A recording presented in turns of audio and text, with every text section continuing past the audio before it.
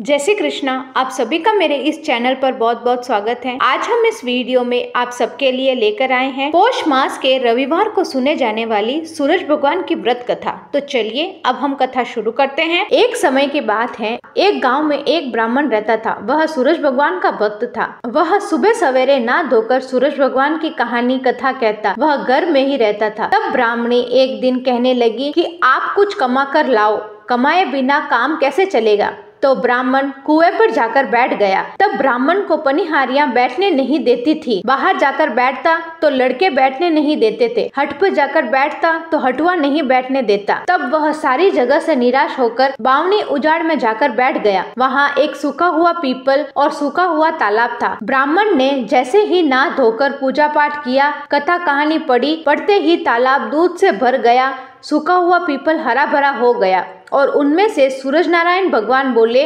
मुटाऊ तुम मांगो। ब्राह्मण मुटाऊ तुम मांगो। ब्राह्मण रोज पूजा करता था और सूर्य भगवान की बात सुनकर सूखने लगा और सोचने लगा कि इस सूखे हुए पेड़ में से कौन बोलता है, कोई दिखाई भी नहीं देता है। ब्राह्मण शाम होते ही घर चला जाता। एक दिन ब्राह्मणी ने पूछा कि ब्राह्मण देवता, आप सूख कैसे रहे हो। ब्राह्मण बोले कि मेरे दुख की बात मत पूछो। ब्राह्मणी ने कहा कि यह तो बताना ही पड़ेगा, मैं नहीं पूछूंगी तो कौन पूछेगा। तब ब्राह्मण ने कहा कि घर में तुम बैठने नहीं देती हो, कुएं पर पनिहारियां बैठने नहीं देती, मैं बावनी उजाड़ में जाकर बैठता हूँ। वहाँ पर मैं नहा धोकर पूजा पाठ करता हूँ और कहानी कहता हूँ। वहाँ पर एक सूखा तालाब और एक सूखा पीपल है। जब मैं कहानी कहता हूँ तब तालाब दूध से भर जाता है और पीपल हरा भरा हो जाता है। वापस आने लगता हूँ तब पीपल में से आवाज आती है कि मुटाऊ तुम मांगो। ब्राह्मण मुटाऊ तुम मांगो। वहाँ पर कोई दिखाई भी नहीं देता। ब्राह्मणी बोली कि वह तो सूरज नारायण भगवान है, इस बार अगर वह बोले तो तुम सब कुछ मांग लेना। ब्राह्मण ने पूछा कि क्या मांगू। ब्राह्मणी ने कहा कि मैं कहूँ जैसे मांग लेना।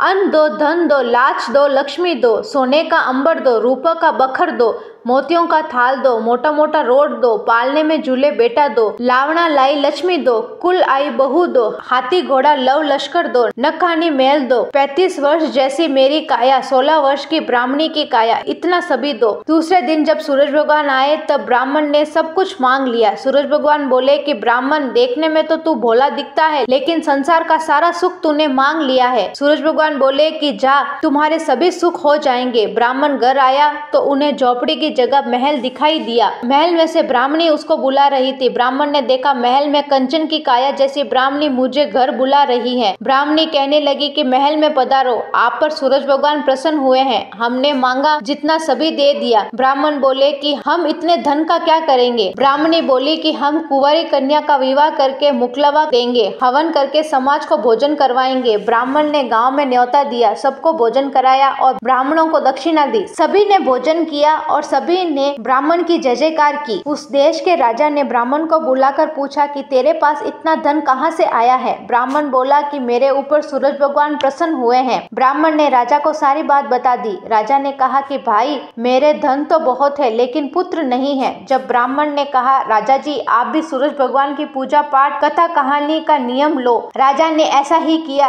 राजा के भी सूरज भगवान की कृपा से 9वें महीने पुत्र हो गया। हे सूरज भगवान, आप ब्राह्मण और राजा पर प्रसन्न हुए, वैसे ही सभी पर प्रसन्न होना। कहते सुनते होकारा भरते सभी पर प्रसन्न होना। जय सूरज भगवान। अगर आपको मेरी ये कहानी अच्छी लगी है तो इसे लाइक करें, शेयर करें और मेरे इस चैनल को सब्सक्राइब करना बिल्कुल ना भूलें। 10% रहते